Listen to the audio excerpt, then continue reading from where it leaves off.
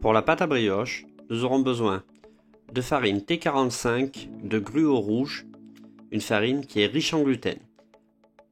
Nous aurons besoin également de sucre semoule, de sel fin, d'œufs entiers, de levure fraîche, qu'on appelle également levure biologique, de type Saccharomyces cerevisiae. On utilisera également du beurre, mais ici du beurre sec. Le beurre sec qu'on appelle également le beurre de tourage. Bien entendu, on pourrait très bien utiliser du beurre fin ou extra fin, mais le beurre de tourage a un point de fusion qui est assez élevé et va nous permettre un travail beaucoup plus facile. Disposez dans la cuve d'un batteur mélangeur les œufs entiers, le sel fin, la farine de gruau rouge riche en gluten qui va apporter énormément d'élasticité, et pour finir, la levure fraîche en l'émiettant succinctement. Utilisez directement le crochet pour réaliser la première étape, le phrasage. Le phrasage de la pâte consiste à amalgamer tous les éléments afin de les rendre homogènes. Cette étape est plus ou moins longue et se réalise toujours à petite vitesse.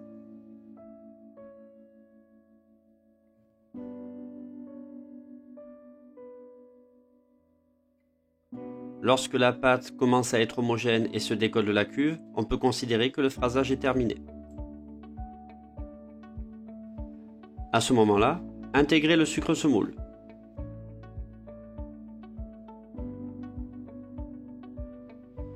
Travaillez la pâte quelques instants afin de rendre le tout homogène.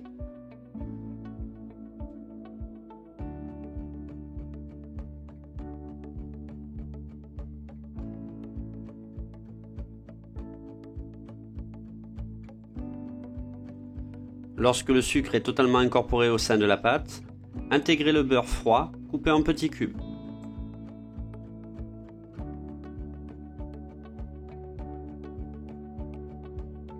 Retravaillez la pâte, ce qui va permettre une bonne intégration du beurre et aussi de favoriser la deuxième étape, c'est-à-dire le pétrissage.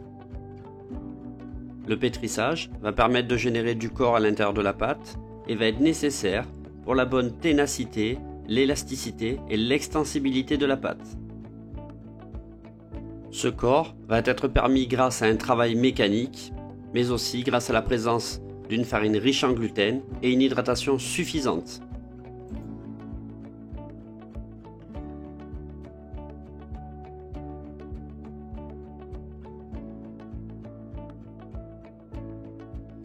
Pétrir la pâte jusqu'à ce que celle-ci se décolle de la cuve. Elle ne doit pas coller lorsqu'on la manipule et on doit observer une bonne élasticité de la pâte liée à la formation d'un réseau glutineux satisfaisant.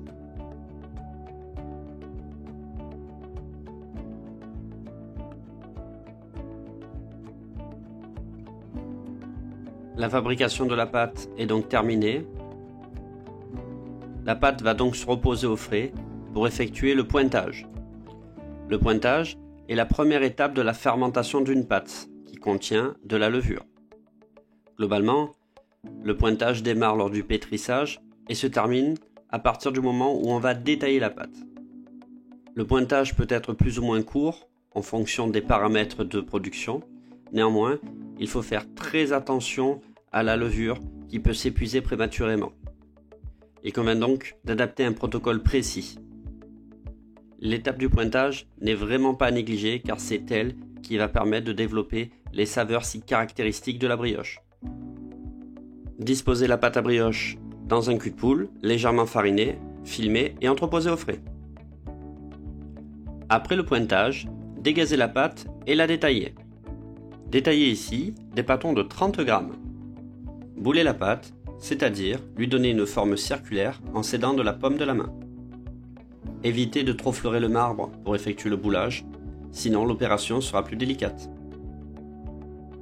Nous allons façonner ici une brioche de Nanterre à l'aide d'un moule à cake, même si bien entendu le vrai moule à brioche de Nanterre est un petit peu plus bas et plus évasé. Graissez donc à l'aide d'une bombe à graisse le moule à cake d'une dimension de 22 cm par 8 cm sur 6 cm de hauteur. Positionnez dans le moule 8 boules de brioche accolées 2 à 2. Une fois les brioches façonnées, puisque là nous sommes sur l'étape de façonnage, elles vont partir en chambre de pousse afin de fermenter. Cette deuxième étape de fermentation se nomme l'après. L'après va permettre d'augmenter considérablement le volume de la brioche. C'est lors de l'après que la brioche va acquérir toutes ses particularités qui vont lui conférer un moelleux inégalé. L'après mené à son terme, on observe un bon gonflement des brioches. Dorez délicatement les brioches à l'aide de la dorure spécifique enrichie en jaune d'œuf et en crème, ce qui va apporter une brillance et ce qui va nous permettre de dorer qu'une seule fois. Pour faciliter ce travail et éviter que les structures s'effondrent sous des coups de pinceau maladroits, les pièces, une fois les pousses effectuées, ont été entreposées au frais quelques minutes afin de les raffermir. Ceci facilitant l'application de la dorure. Une fois la dorure appliquée, on peut enfourner à 145 degrés durant 20 à 25 minutes.